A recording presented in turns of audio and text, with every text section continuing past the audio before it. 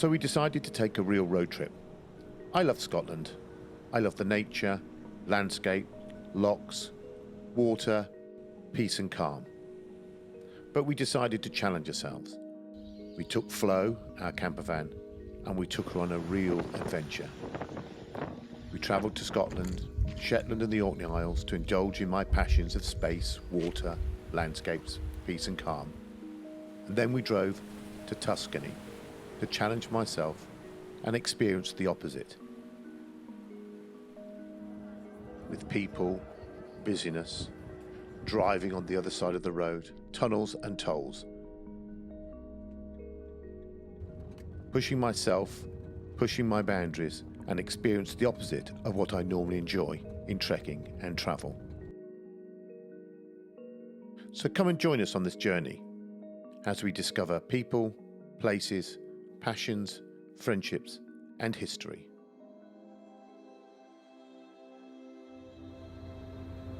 So, after a few days decompressing in Scotland and visiting 3 lochs and a forest, we headed northeast to Aberdeen and the overnight ferry to Lerwick.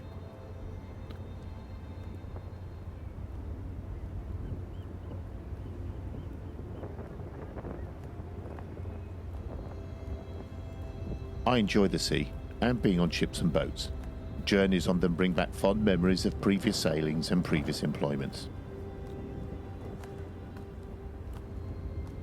The poet Anne Moreau Lindbergh once wrote, "The sea does not reward those who are too anxious, too greedy, or too impatient. One should lie empty, open, choiceless as a beach, waiting for a gift from the sea." We were waved goodbye by a small pod of dolphins as we exited the harbour.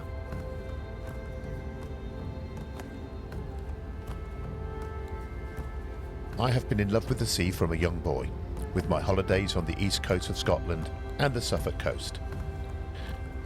Its presence informed where I studied and where I later worked. It calls to me still, and I answer that call whenever I can. The crossing was choppy at times, with a good few deep pitches and rolls during the night, but we had a cabin, so we spent a reasonably comfortable evening. Lerwick emerged through early morning mist and rain, and once alongside, our Shetland sojourn could begin.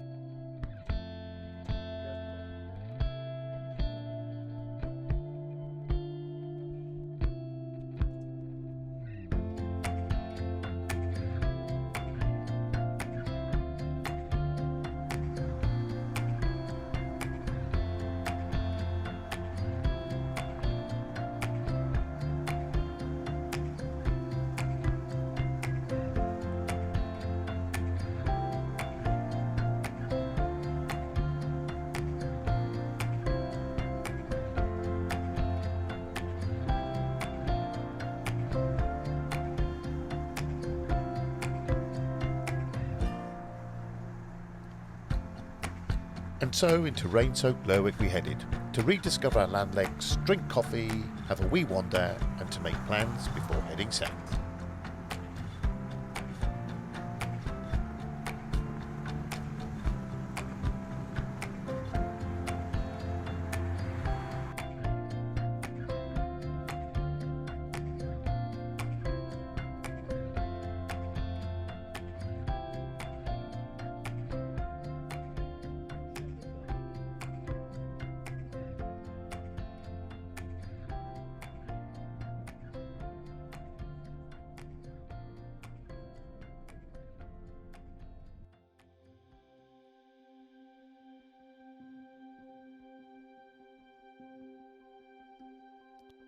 Amongst many things, we are historians. If you want to explore and experience history, then you need to visit it, sit in it, and be amongst it.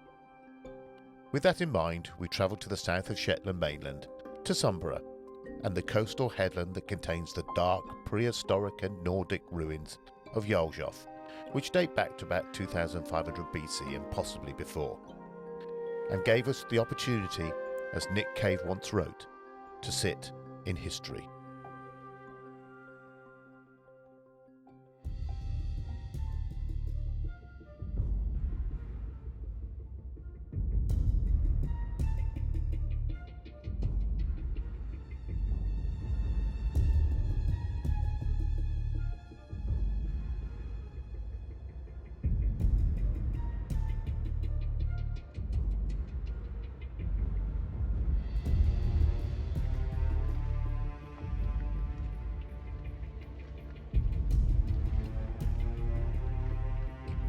touched, sat and stood amongst stone shelves, stone beds, and walked ancient corridors, ducked under prehistoric beams, felt the biting winds and the chilled shelter that the buildings must have brought to the generations that lived here long ago.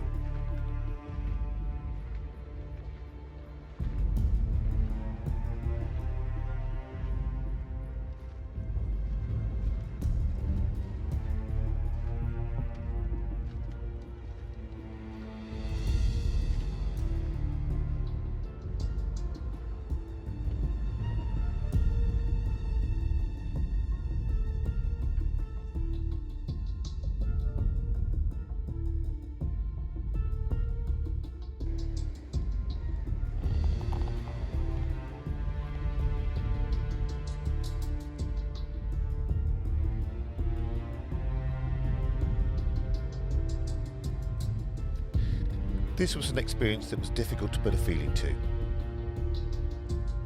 There was something entirely unique to it, to stand where our ancestors would have lived thousands of years ago, to touch cold stone, gaze upon stone shelves, fireplaces and beds, to walk down stone, steep-sided corridors, and to imagine the daily life amongst these, the preserved statements of the past.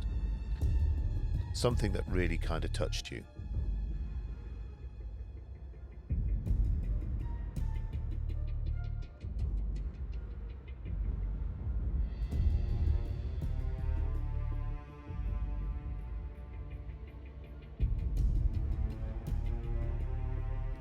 And as you walked out of the settlement and gazed across the dark, choppy, cold, windswept sea, you realised what an achievement it must have been living in such a settlement as this.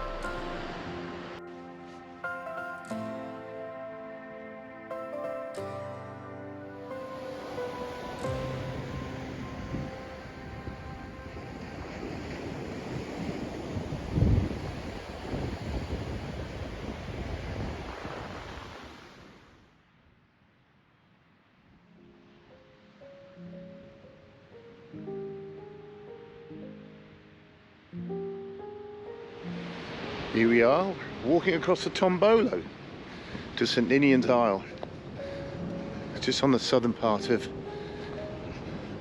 the Shetland Islands. It's quite windy and quite breezy, but it's quite beautiful as well.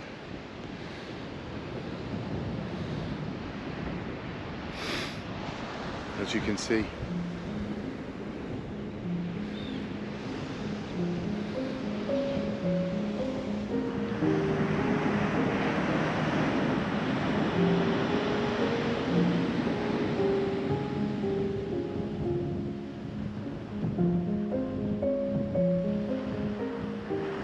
So walking across to the west coast of St Ninians Island, up across the coastline and looking some stunning waves crashing around, just absolutely beautiful. Mist starting to drop, clouds starting to drop a little bit, we're losing a bit of the blue. You can probably see the Tombola and the causeway that kind of links St Ninians to the mainland. Tombola, basic GCSE and A-level geography coming out there. Just gorgeous, man. I know I use that term a lot, but it's beautiful. Crashing waves.